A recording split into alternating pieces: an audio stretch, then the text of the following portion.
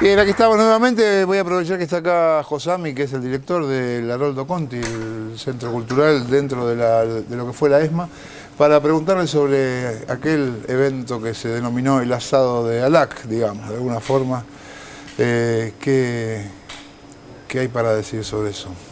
Bueno, eso fue un acto de fin de año del Ministerio de Justicia, que tiene a su cargo el proyecto de la ESMA, porque es de la Secretaría de Derechos Humanos, que a su vez depende del Ministerio de Justicia.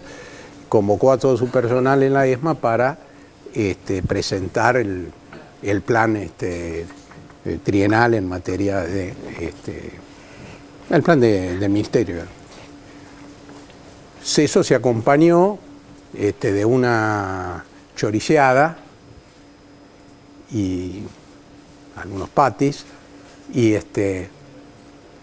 la idea del asado que se planteó, donde además se decía que la gente había sido traída en colectivo. Bueno, fue traída en colectivo porque el personal del ministerio está relativamente lejos de la ESMA, y bueno, los que estábamos ahí en la ESMA no nos trajeron en colectivo, pero los otros de alguna manera tenían que venir. Claro. Después se trató de generar un problema sindical allí, diciendo que la gente había sido obligada a concurrir, el sector de ATE, que está acompañando a la CTA de Pablo Micheli.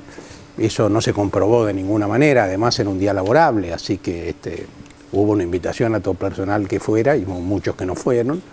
Pero más allá de estos detalles, lo que ocurrió es que un pequeño sector del movimiento de derechos humanos, que siempre estuvo en desacuerdo con que se hicieran actividades en la ESMA, que planteaban la política de que eso debía conservarse como estaba, digamos, que era una falta de respeto a la memoria de los desaparecidos, cualquier actividad que se desarrollara o cualquier organismo que se instalara allí.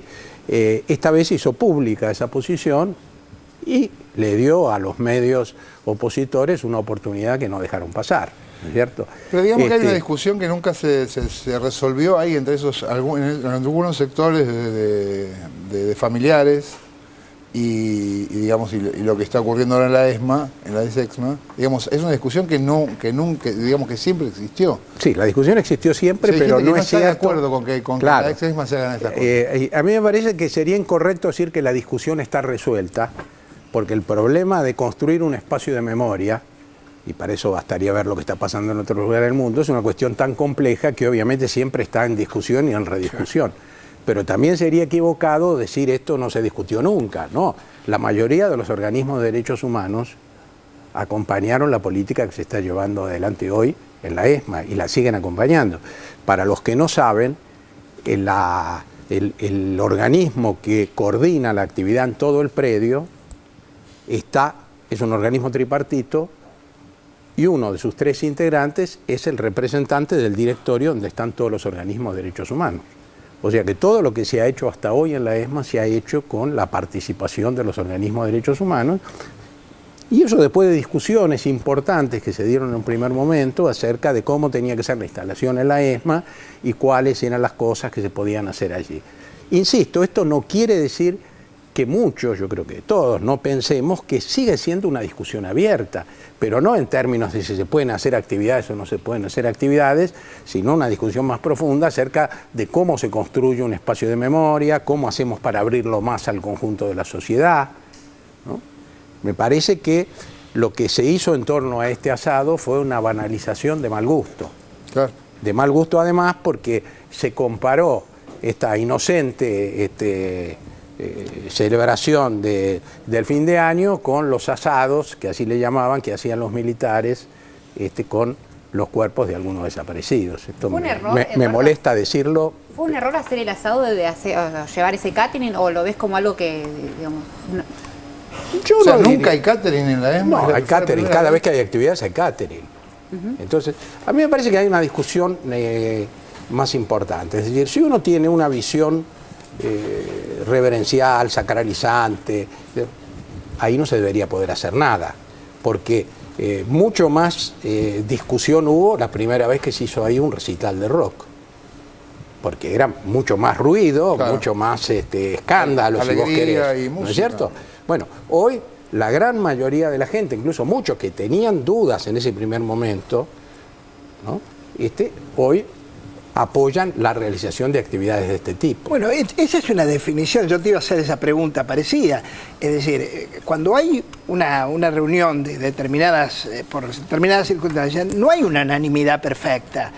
Siempre hay alguien que por su tragedismo, por su, digamos, por sus convicciones, está en desacuerdo con determinadas cosas. Es como si dijéramos, se acaba de anular, mejor dicho, de abrir nuevamente el andén de 11 donde ocurrió la tragedia. No conozco el tema como es la mayoría o la minoría. Los familiares, obviamente, se dice que no están de acuerdo en la apertura para seguir manteniendo ese, digamos, ese altar o esa recordación. Evidentemente, con el tiempo, no es el andén en sí mismo el simbolismo de la tragedia. Porque si no, con ese criterio, la Plaza de Mayo tendría que estar cerrado con los bombardeos del año 55, que murieron 300 ciudadanos, y de ahí en más nadie se acordó más de esos ciudadanos. Seamos honestos, bombardeados por las fuerzas de la Marina Argentina. Entonces, tendríamos que cerrar todo, porque el mundo es un cementerio lleno de cruces. Así es. No están solo los dinosaurios abajo. Yo quisiera, en relación con esto, precisar dos cuestiones. La primera, y por eso viene bien el ejemplo de los familiares, de 11, o podríamos pensar los de Cromañón también, que estos procesos de duelo, imaginemos mucho más todavía lo que se vivió en la ESMA, es decir, son tan difíciles de homogeneizar, digamos, cada uno vive su duelo como puede, ¿no? Y de alguna manera todos los criterios son respetables. Yo tengo amigos que no van a la ESMA y los invito permanentemente y me dicen, mira, yo por ahora prefiero no ir, para mí ese lugar se asocia con una cosa muy tremenda, no puedo ir a escuchar una conferencia ahí.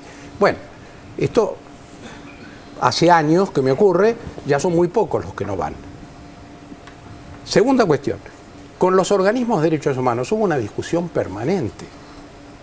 Había gente, no solo de los organismos, sino que decía, ¿sabes qué? No me gustaría a mí ahí escuchar música, por ejemplo.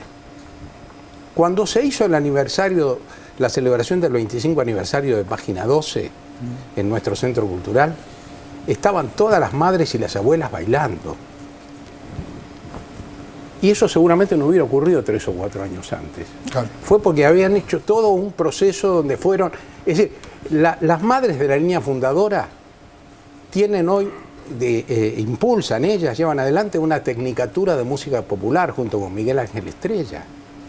Entonces, eso antes no lo hubieran hecho.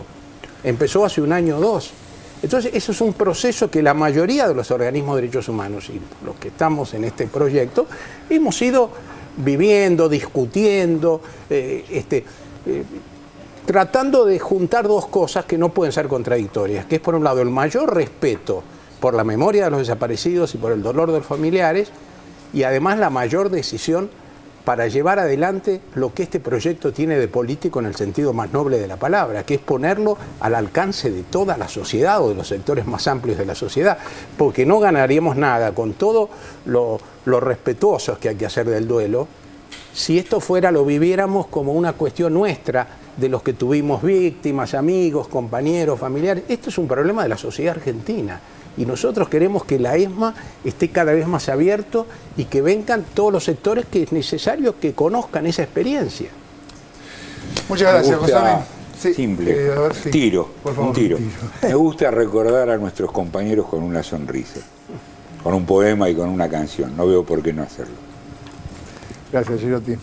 Hacemos un corte y ya venimos. Dicen que viajando se fortalece el corazón, pues andar nuevos caminos te hace olvidar el anterior.